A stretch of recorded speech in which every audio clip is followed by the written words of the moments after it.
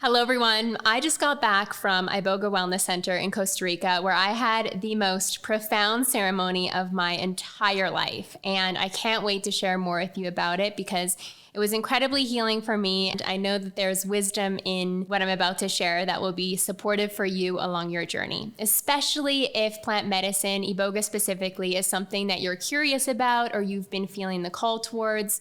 And with that being said, I am an Iboga preparation and integration coach. If this is something that you're curious about, there's a link below to learn more, and I would love to support you along your journey. Every person who enters into these medicines has a unique experience that serves them. And the experience that I'm about to share with you and what I learned from this journey is very unique to me. The medicine always provides us with what we need, not necessarily what we want.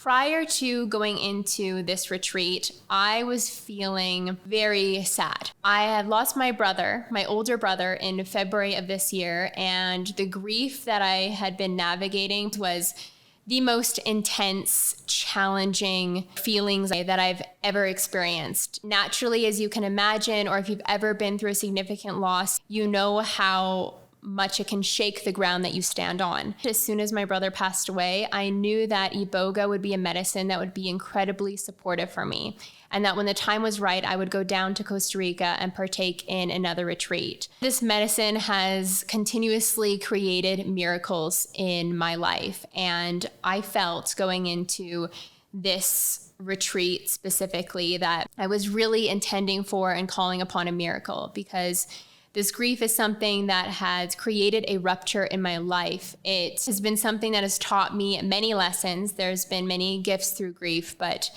it has felt significantly heavy. I share that because I want you to know a little bit about where I was at before I entered. And I mean, I've got a previous YouTube video sharing about the loss of my brother. So I really knew that I needed support in this way. So going in, my main intention was to heal the grief and everything that had brought up within me. I was quite surrendered entering into these ceremonies in the sense that I have built a relationship with this plant for many years, and I completely trust it.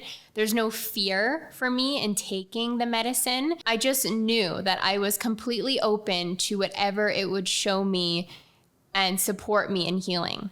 So once I took the medicine, it didn't take too long for it to kick in. And the way that I experienced that personally is that my body starts to feel a bit heavy, and I started to have visions. And it wasn't very long into the journey where I started to see flashes of photos of my brother. It was him throughout the years. It was him in our childhood house, like walking through the house. I was seeing him move, but it wasn't necessarily him as a soul. It was just showing me these video picture images, which is something that Iboga does. It will flash different scenes or different memories in time, and you might not necessarily know what it's doing, but when the medicine was showing me my brother, I just felt a lot of reverence for him. I was missing him, and I felt that love and connection.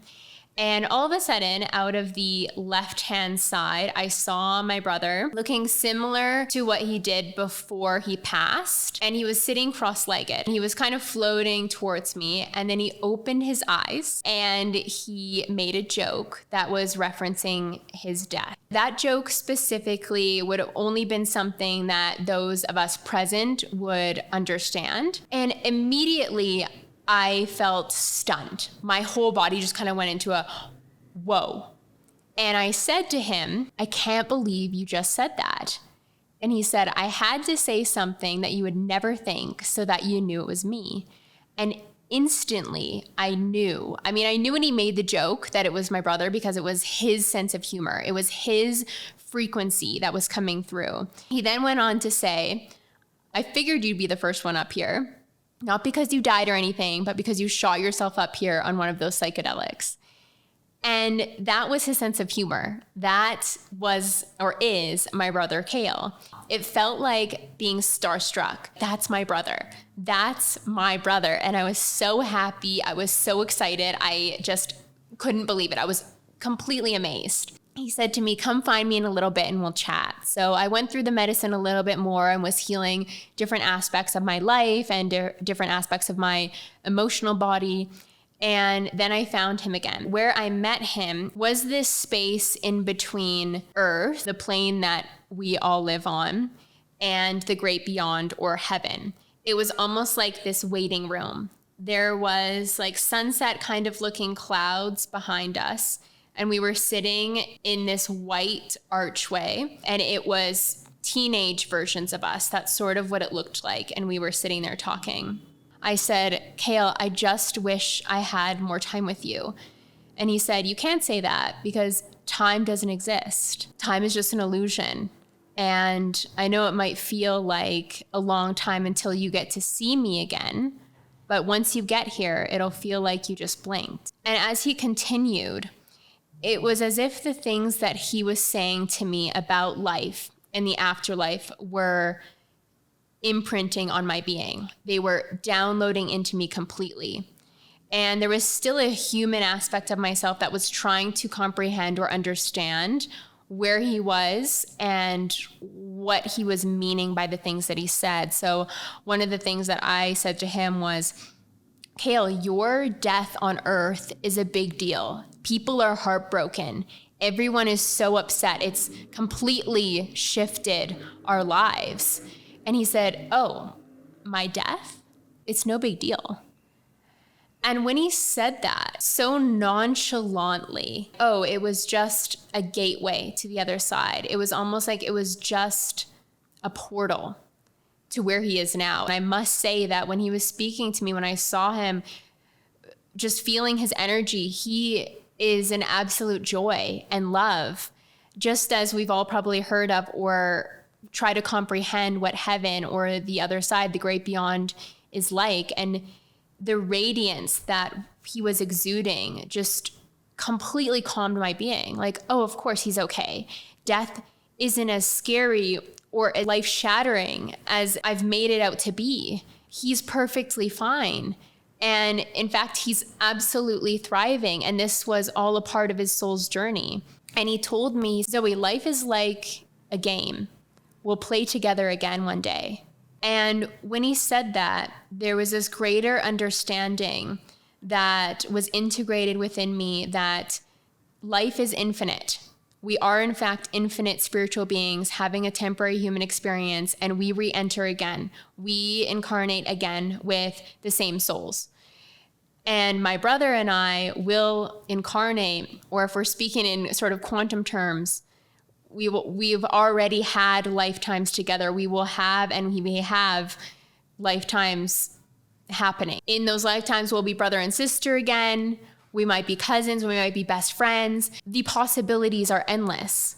But the important message there is that it's all infinite. Death doesn't need to be taken as such a tragedy because we'll meet again one day. And he explained to me a bit more about where he is, what the other side is like. In these messages from him, the inner peace that I felt and that I still feel is profound. When I think about my brother's death, I'm no longer sad. I'm no longer devastated and depressed. I feel free. I feel happy and proud that he's my brother. I feel so proud of his life and his legacy and all the work that he did on earth, all the work that our souls did being siblings, the lessons that we learned together. It's almost like when I think about his death now, it would be doing a disservice to him and our soul's journey to be absolutely devastated. It is something to be celebrated. And what I know from exploring different cultures is that in the Western world specifically, death and funerals is a very sad, devastating. I mean, we wear all black. It's got a low energy to it, a depressive energy to it. But there are other places in the world where death is a celebration. People might, instead of having a funeral, have a celebration of life, which we had for my brother, which felt so much more fitting because we literally celebrated his life. We had a party with all of his favorite foods, which he loved it. And there are other cultures in this world that know. They know that death is a portal to bliss, that death is a gateway. and that our journey is for our soul's evolution. There are so many important, profound lessons that we learn while we're here, and that is to be celebrated. It is to be celebrated that we've lived, that we've experienced, that we've honored the call of our soul, that we've chosen to remember who we are. And it just keeps going. We will play again together. I really wanted to share this with you today because I've been sharing my grief journey here on my podcast as well. And I know the throes of it. I know how tragic it is. I know how devastating and sad it is.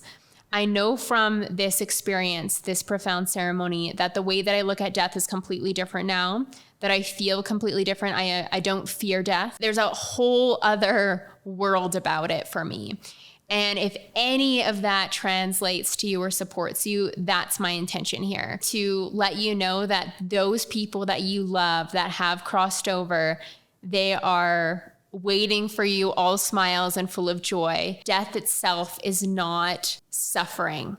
They are at peace. They are in a completely other realm that is so filled with love that it would just bring you to your knees. Like, my heart is expanding as I'm sharing this with you. I just know. The medicine, of course, went on to heal different aspects of my emotional and physical body, which naturally grief and the shock of losing my brother affected my nervous system in ways, and I feel completely at peace. I feel happy. I feel joy again. I feel these things that I thought may never return again to this extent. The peace that I have around my brother's passing now is something that I didn't ever think that even with the help of plant medicine would be possible in this lifetime. I thought that his death would be something that I would be sad about for the rest of my life. But instead, I feel an intense pride for my brother. I feel an intense love for my brother. I'm just hoping that some of this energy is transferring to you, especially if you're struggling with grief right now. Those souls are in a place of absolute joy and bliss. They're still making jokes. They still have their sense of humor, and they're waiting for you whenever that time comes. So enjoy your life on earth to the fullest and don't take it so seriously. Play, have fun, follow your heart, because that's what the journey of life is all about. And life itself is the greatest gift that we're ever given. It is the most sacred gift that we're ever given. I hope that this video supported you along your journey. And if you have any questions or you're interested in Iboga, please reach out. Sending you so much love, infinite love and infinite abundance. Bye.